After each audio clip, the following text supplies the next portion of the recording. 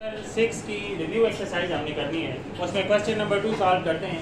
इस क्वेश्चन का हमने HCF फाइंड करना है। HCF का मतलब हाईएस्ट कॉमन फैक्टर फाइंड करना है। तो पहले हमने इसके फैक्टर बनाने हैं। फैक्टर बनाएंगे, फिर देखेंगे कि उन फैक्टर के अंदर कौन सा फैक्टर जो है वो हाईएस्ट है। अब देखें इस तो अगर आप देखें तो इन दोनों में 8 कॉमन आ रहा है। आप यहाँ से 8 कॉमन ले लें। अंदर है यहाँ पे ब्रैकेट में x4 माइनस 8 का टेबल यहाँ पे देखिए कितनी बार जाता है, 16 टाइम जाएगा इतने। अब देखिए यहाँ पे फार्मूला बन सकता है। यहाँ पे अगर आप इसको इस तरह लिखें x स्क्वायर का स्क्वायर माइनस 4 का स्क्वायर, अगर इस तरह लिखें तो इसका फार्मूला बन जाएगा। a square minus b square का फार्मूला बनाना है हमने। तो नेक्स्ट आप देखें 8 इसी तरह लिखा रहे।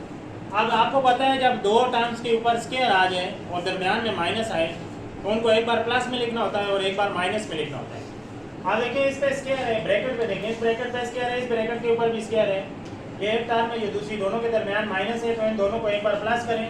ब्रैकेट के अंदर जो देखना है लिखा हुआ है ना उसको लिखना है आपने, एक्स स्क्वायर प्लस ब्रैकेट के अंदर 4 लिखा हुआ है। एक बार प्लस किया, एक बार माइनस करें, एक्स स्क्वायर माइनस 4। अब देखिए यहाँ पे अगेन फार्मूला बन सकता है। इसको हम दोबारा एक बार फार्मूला बना लेते हैं। एक्स स्क्वायर प्लस 4 इसी तरह लिखें, एक्स स्क्वायर माइनस, इसको हम लिख सकते हैं 2 पावर 2 4 होता है। अब देखिए ये दोबारा फार्मूला बन गया। इस पे भी स्क्वायर है, इस पे भी स्क्वायर है। इन दोनों को एक बार प्लस करें, एक बार माइनस करें तो कर सकते हैं एक्स प्लस 2 और एक्स माइनस 2। इसका फार्मूला ओपन किया। अब देखिए यहाँ से इस पे हमने फैक्टर बनाए इसके और 2 फार्मूले लगे। एक ही फार्मूला 2 बार ओपन हुआ। ये हमारे पास इसके फैक्टर हैं। अब इस साइड को लेते हैं। ये आपके पास है 12x पावर 3 माइनस 96। दोनों में से 12 कॉमन ले लें। यहाँ x पावर 3 माइनस 96 पे 12 का टेबल जाता है 8 टाइम। आपने यहाँ पे लिखना है 12 x पावर 3 माइनस 8 को हम लिख सकते हैं 2 पावर 3। इसका फार्मूला बना रहे हैं ताकि हम फिर इसके फैक्टर बना सकें आसानी से। फैक्टर बनाने के लिए यहाँ पे क्यूब का फार्मूला ओपन होगा। अब क्यूब का फार्मूला ओपन करेंगे आप तो पहले इन दोनों को एक बार ऐसे ही लिखना होता है। ये क्यूब ऊपर से हटा देते हैं, फिर इसको देख के आगे बाकी फार्मूला बनता है।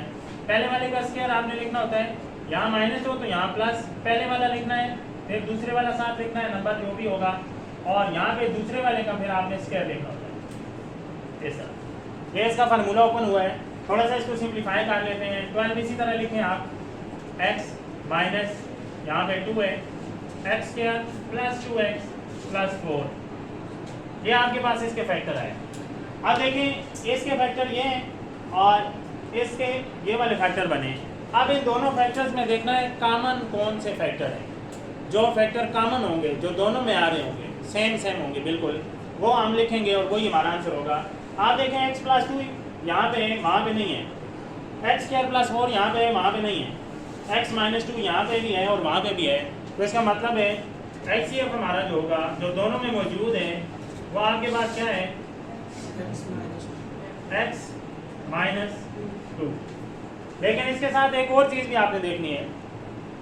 आप देखिए यहाँ पे 8 है, यहाँ पे 12 है।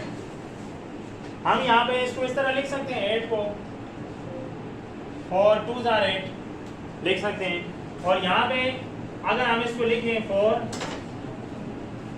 3s are 12 तो हम लिख सकते हैं ना इसको।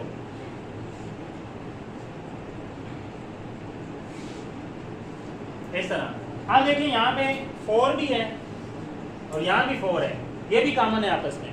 हमने इन दोनों का भी HCF लेना है, तो 4 भी दोनों में कॉमन है, तो आपने यहाँ पे साथ 4 को भी लिख देना है। ये इसका HCF है। इस क्वेश्चन में देखें आपके पास LCM फाइंड करना है। क्वेश्चन नंबर 4 में LCM ये हमारे पास पहली टर्म है 12x स्क्वायर माइनस 75।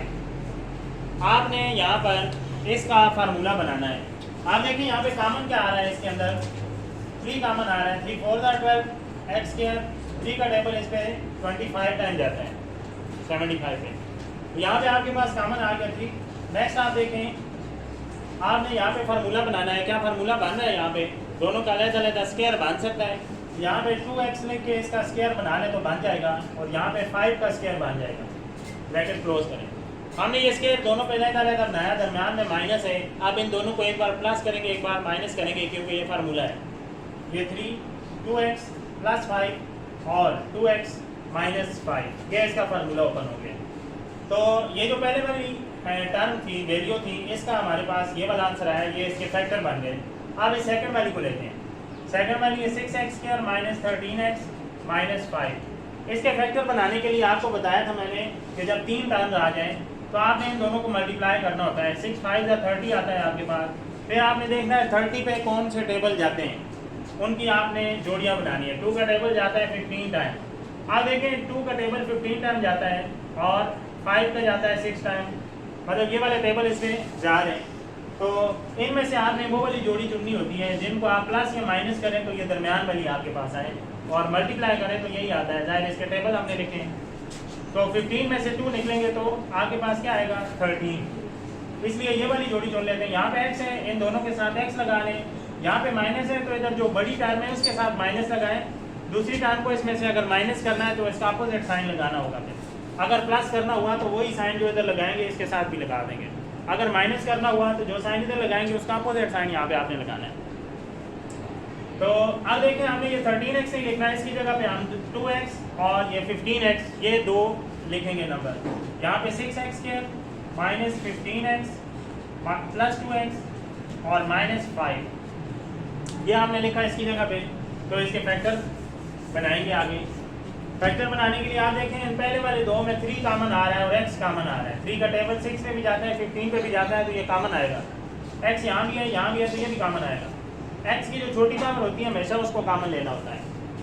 आप 3 2 6 और साथ एक x निकल गया तो x रह जाएगा। 3 5 15 और एक ही x है, ये निकल जाएगा। प्लस इन दोनों में कुछ भी कॉमन नहीं है। 2x - 5 में जहाँ कुछ भी कॉमन नहीं होता वहाँ पे 1 कॉमन होता है, आप 1 कॉमन ले लें। यहाँ पे 2x - 5। यहाँ पे हमें बोल के पता चलता है कि ये फैक्टर सही है या नहीं, क्योंकि ये दो ब्रैकेट्स अगर सेम आ जाएं, एक जैसी आ जाएं, तो ये फैक्टर ठीक बने होते हैं। अगर दो ब्रैकेट सेम ना आए तो इसका मतलब इनमें कोई मिस्टेक है या इसके फैक्टर इस तरह से नहीं बन सकते। अब इन दोनों ब्रैकेट्स को देखें ये सेम है तो इनको कॉमन ले लें। 2x - 5 कॉमन ले लें, और पीछे जो रह गया वो 3x + 1 रह गया, इसको आप अलग से इस तरह ब्रैकेट के अंदर लिखें। तो इस पोर्शन के ये वाला जो हमारे पास था, ये वैल्यू जो क्वेश्चन था इसका, हमने इसके अलग अलग फैक्टर बनाए। अब यहाँ पे तीसरा पार्ट ये वाला है 4x² - 20x और +25। अब इसके फैक्टर बनाते हैं। इसके फैक्टर बनाने के लिए आप देखें वही करना है, आपने इन दोनों को मल्टीप्लाई करना है तो आपके पास आएगा 100। आप देखें 100 में हमें पता है 10 का टेबल जाता है 10 टाइम, 10 का टेबल 10 टाइम जाता है, और इन 10 + 10 20 भी होता है। इन दोनों को प्लस करें तो 20 भी आता है। यहाँ पे देखें आप इसके साथ क्या लगा हुआ है x, तो आप दोनों के साथ x लगा दें। फिर यहाँ पे माइनस लगा हुआ है तो आप एक के साथ माइनस लगाएं। अब दूसरे को इसके अंदर अगर प्लस करना है आपने तो उसके साथ भी माइनस लगाना होगा, क्योंकि -10 - 20x होता है। यहाँ आप लिखेंगे 4x² 20। अब आपने नहीं लिखना, इसकी जगह पे ये दो पेयर जो हमने बनाए हैं ये लिखने हैं -10x + 25। इस तरह आपने इनके इसका पेयर बना के लिख लेना है। फिर दो की जोड़ियों में से ना आपने कॉमन लेना है। इन दोनों में से आपके पास कॉमन आ रहा है 2 और x। 2 का टेबल 4 पे भी जाता है, 10 पे भी जाता है, इसलिए ये कॉमन आया। x दोनों में मौजूद था इसलिए x भी कॉमन आया। तो यहाँ पे आपके पास 2 2 4, x एक निकल गया, एक रह जाएगा।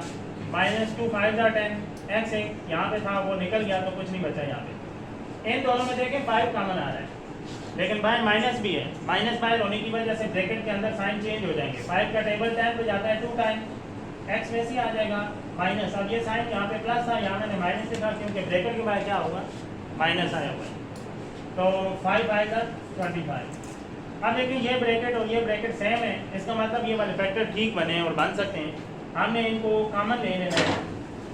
जो ब्रैकेट सेम आती है उसको आपने एक बार लिख के कॉमन ले लेना होता है। जो पीछे रह जाता है आपने उसको दोबारा लिख लेना है एक और ब्रैकेट में, इस तरह।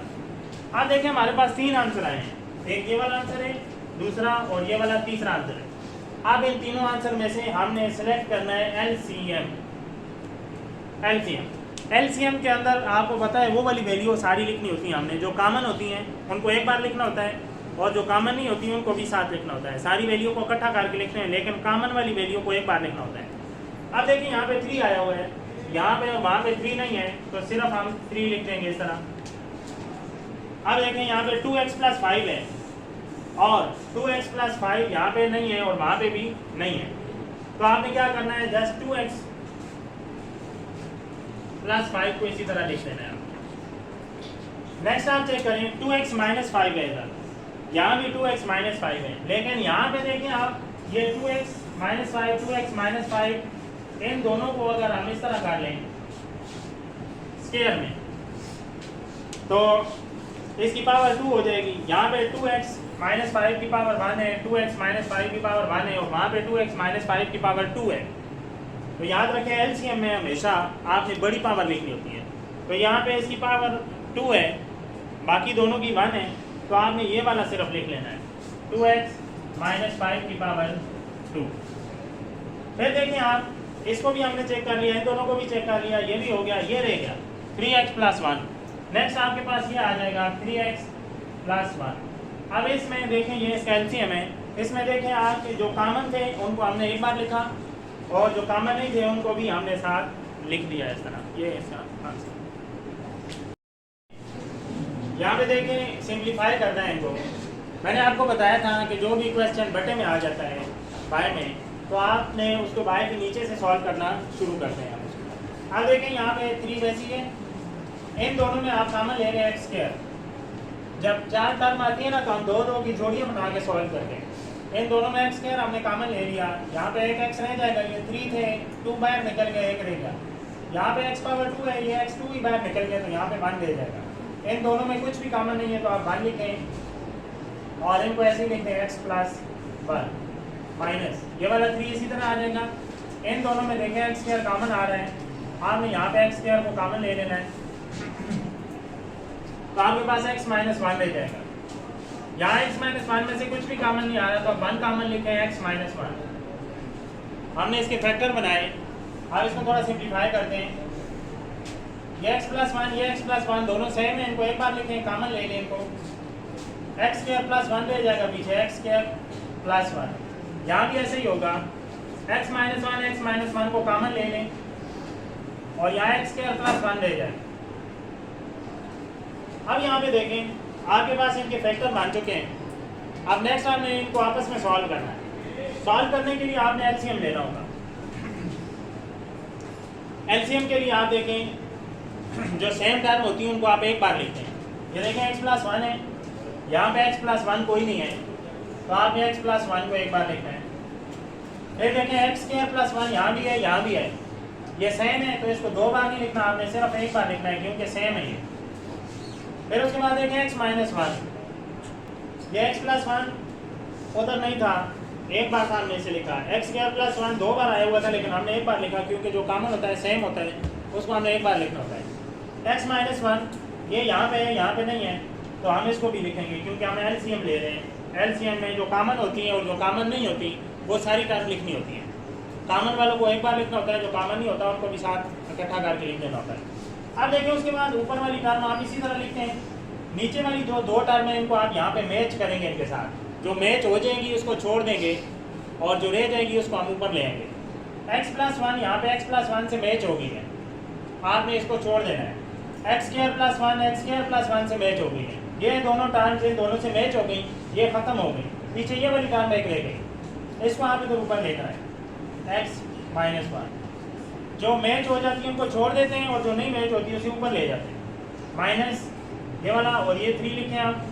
अब नेक्स्ट इन 2 टर्म्स के साथ भी यही वाला तरीका करना है कि इनको इन दोनों से मैच करना है, नीचे तीनों से। अगर ये मैच हो गई तो इनको छोड़ देंगे और जो रह जाएंगी उनको हम ऊपर लेंगे। x - 1 इधर है, इधर भी है, ये मैच होगी, इसको छोड़ दें। x² + 1 यहाँ है, यहाँ भी है, इसको भी छोड़ दें, तो बच कौन सी गई, x + 1, ये वाली ऊपर जाएगी। चलो x + 1, यहाँ पे आपने देखा हमने ये एलसीएम कैसे लिया, फिर इनको कैसे हमने मैच किया और ऊपर जो आती थी टर्म उनका हमने लिखा। अब 3 को आप इन दोनों से मल्टीप्लाई करेंगे और इधर भी 3 को दोनों से मल्टीप्लाई करेंगे। यहाँ पे आप देखें ये 3 अंदर दोनों से मल्टीप्लाई होगा, तो आपके पास आएगा 3x, आपके पास ये आएगा 3x - 3, दोनों से यहाँ मल्टीप्लाई किया इसको नेक्स्ट ये वाला 3 दोनों से मल्टीप्लाई होगा, लेकिन बाय माइनस होने की वजह से माइनस भी आएगा, -3x -3। और बाय में ये जो टर्म लिखी हुई है देखें x + 1 और ये x - 1, ये दोनों तो मिलकर फार्मूला बना देंगी। x + 1 x - 1 दोनों पे एक बार प्लस हो रही है एक बार माइनस हो रही है, तो माइनस वाली लिखनी है, प्लस वाली आपने छोड़ देनी है। x - 1 और दोनों के ऊपर अलग-अलग स्क्वायर लगा देना। इन दोनों को आपस में मिला के फार्मूला बना दिया। ये वाली बच गई टर्म, इसको आप ऐसे ही लिख लें, x² + 1, ये ऐसे आ जाएगा। आगे के ऊपर ये 3x प्लस है, इसके साथ कोई सिंबल नहीं है तो प्लस का होगा, और ये वाला 3x माइनस का है तो आप इसको इसके साथ काट दें। -3 सेम साइन है तो साइन वही लगाएं आप, और 3 + 3 6 होता है, इसको प्लस कर दें। जब सेम साइन आए तो प्लस कर दें। बाई में देखें आप, आपके पास एक होगा x², ये ऊपर अगर 2 ना भी लिखें तो आप कोई फ़र्क नहीं पड़ता।